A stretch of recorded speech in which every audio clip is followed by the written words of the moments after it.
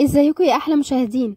النهارده هنعمل جولة بالاتوبيس الاحمر السياحي ابو دورين، وده شكله اللي احنا شايفينه قدامنا.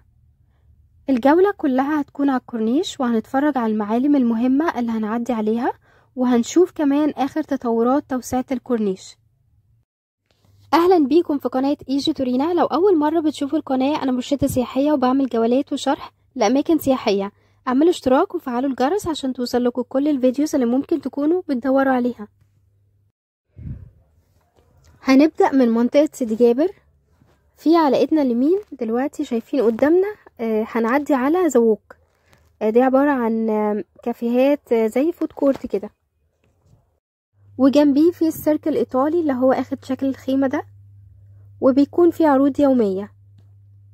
بعد كده بنلاقي بوابة فندق جولدن جول، ده يعتبر أجدد فندق في اسكندرية، موقع متميز جدا في سيدي جابر، وهو بيعتبر 5 ستار وجواه كل حاجة.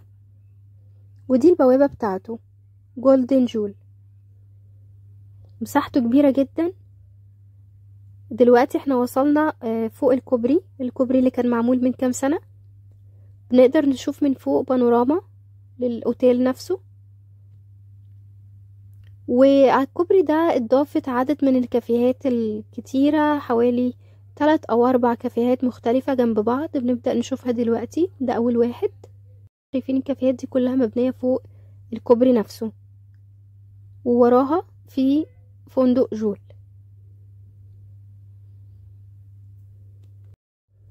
جنب فندق جولدن جول بنلاقي كافيه مشهور جدا في اسكندرية اللي هو تيفولي دوم، وزيه زي نظام دووك وكمان جرين باي اللي هنشوفه شوية كده. لكن تيفولي دوم القعدة فيه حلوة قوي مباشرة على البحر، وفيه من جوه عدد من الكافيهات والمطاعم. وبعد ما بننزل من الكوبري بنلاقي قدامنا فندق سان رايز، والفندق ده الميزة بتاعته غرفه كلها سي فيو. ودي البوابة بتاعته اللي قدامنا. والفندق ده يمكن مفهوش غرف كتيرة، لكن اخد مساحة كبيرة زي ما احنا شايفين قدامنا. وفي هنا اشارة تقدروا تعدوا منها. منطقة سيدي جابر زي ما احنا شايفين مليانة كافيهات، مليانة بالفنادق. وكمان دلوقتي هندخل على كوبري ستانلي، ودينا شايفين البرجين المشهورين بتوعه، بتوع كوبري ستانلي الجميل. على اول الكوبري بنلاقي فندق سان جوفاني، ده الفندق تحس ان هو في قلب المية. الموقع هنا متميز جدا، عشان كده بنلاقي عدد كبير من الاوتيلات والكافيهات والمطاعم، وكمان بنلاقي المكان قريب من محطة قطار سيدي جابر. دلوقتي خليكم مستعدين علشان تشوفوا احلى واجمل كوبري اتبنى فوق المية، كوبري ستانلي الجميل. ابتدى يظهر دلوقتي قدامنا. زي ما احنا شايفين الكوبري موجود فوق المية بالظبط. التمشية فوق الكوبري ده رائعة جدا، سواء الصبح او بالليل، تاخدوا هنا اجمل صور. قدامنا في كافيه مورانو، القعدة فيه حلوة جدا، بتحس ان انت في قلب المية، ومطل على كوبري ستانلي. دلوقتي احنا هنعدي على شاطئ ستانلي الشهير. شايفين السلم اللي قدامنا ده؟ تقدروا تنزلوا منه على الشاطئ مباشرة. والشاطئ ده من اشهر الشواطئ في اسكندرية، ومعروف من زمان، ومتصور فيه افلام كتيرة. الشاطئ هنا بيتميز بالكباين الخاصة بيه، هتبتدي تظهر دلوقتي، شايفينها قدامنا كباين شاطئ ستانلي. ومنظر الغروب هنا بيبقى رائع جدا. الجميل كمان ان هنا المية مفتوحة، فبتلاقوا تدرجات في الوان المية، بتبدأ باللون الاخضر وبعدين درجات اللون الازرق. المنظر من فوق بيبقى رائع جدا وانتوا راكبين الاتوبيس ابو دورين. والاتوبيس ده بيبقى بدايته من محطتين. اول حاجة ممكن تاخدوه من عند محطة المنتزه، بيكون واقف هناك، وبيبدأ الجولة من اول خط المنتزه لحد القلعة. او ممكن تاخدوه من القلعة، بيبدأ الجولة من القلعة لحد المنتزه. هو كده كده الخط بتاعه ثابت، بيكون ماشي فقط على الكورنيش. اول ما بتخلصوا الكوبري في قدامنا بتلاقوا جزء كده فيه العاب رياضيه، زي ما احنا شايفين في شويه شباب كده بيلعبوا رياضه زي العقله وحاجات من دي. اللي قدامنا ده كازينو السرايا، واللي ما يعرفوش ده كان مكان بيحب يتجمع فيه الاجانب اللي كانوا عايشين زمان في اسكندريه، وده مكان مهم جدا بالنسبه لهم، لما بيشوفوه بيفتكروا ذكرياتهم، ودلوقتي بيجددوه مره تانية. على طول الطريق، لان ده طريق سريع، بتلاقوا احيانا اشارات، وفي الحقيقه ان الاشارات دي تم زيادتها الكام سنه الاخيره علشان تسهل على الناس وهم بيعدوا من الجنب ده للجنب التاني. وقبل كده كان في الأنفاق ودي ما زالت موجودة. احنا هنا وصلنا منطقة السرايا، وبعد كده داخلين على منطقة جليم، ومنطقة جليم مشهورة بالنوادي. النوادي الاجتماعية عندنا كذا نادي، زي نادي الأطباء، نادي المهندسين، ونادي المعلمين، ونادي القضاء، كلها جنب بعض. اللي قدامنا دي بوابة نادي المهندسين، والحقيقة ان نادي المهندسين مش بس للمهندسين، ولكن ممكن تقعدوا فيه لأي حد حابب ان هو يقعد في اي كافيه من جوه. جنبيه على طول بنلاقي النفق. شايفين المبنى اللي قدامنا ده الاسطواني؟ ده عبارة عن النفق اللي بتستخدموه علشان تعدوا جنب التاني. قدامنا في مجموعة كبيرة من النوادي زي ما قلنا.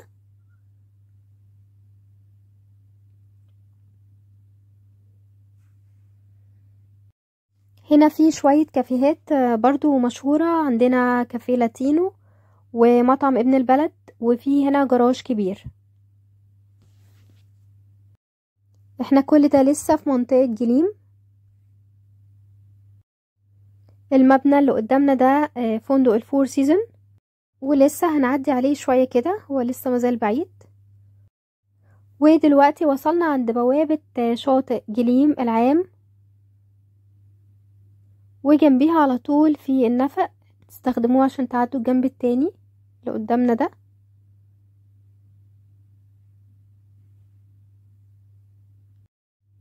بعد كده بنلاقي ممر طويل من الكافيهات، ده جليم باي، وده برضو اتبنى من كام سنة، لسه مش من وقت طويل قوي، اقل من حوالي 10 سنين. بيكون عبارة عن ممر كبير وكله كافيهات. وهنا المدخل الرئيسي جليم باي، موجود في منطقة جليم.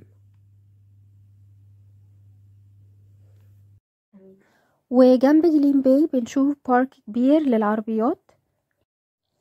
احنا داخلين دلوقتي على منطقة سان ستيفانو. سان ستيفانو مشهورة بمول سان ستيفانو، وجنبيه فندق فور سيزونز، والفندق ده بيعتبر 7 ستارز لانه اغلى فندق في اسكندرية، وفيه كل حاجة بتتخيلوها. موقعه حلو جدا، وجنبيه المول، وجنبيه في كافيه ستاربكس. وقدام هنا على الشاطئ زي ما احنا شايفين المنتجع كبير جدا، في كباين، في الشاطئ كبير، مساحته كبيرة قوي. كل اللي احنا شايفينه ده كلها مساحة الفور سيزون على البحر.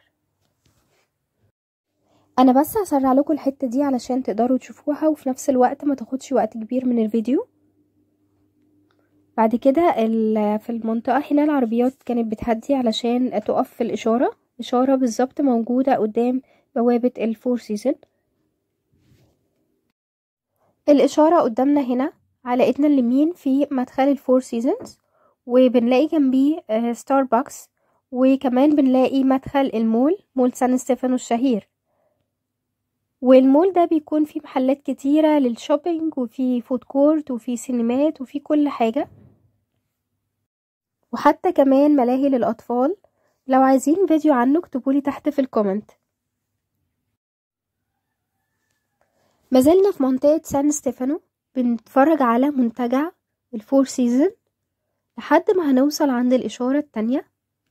الإشارة اهي ابتدت تظهر. عند الإشارة بنلاقي فندق وشاطئ 26 يوليو.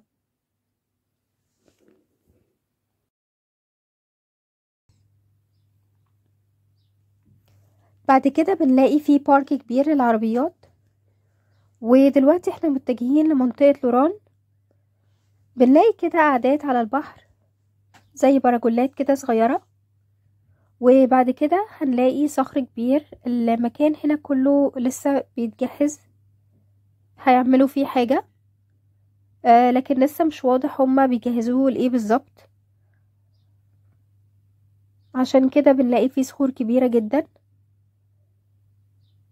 والصخور دي فايدتها ان هي بتستخدم كمصدات للمية وللأمواج، خصوصا في فصل الشتاء لأن ارتفاع البحر والأمواج بيزيد،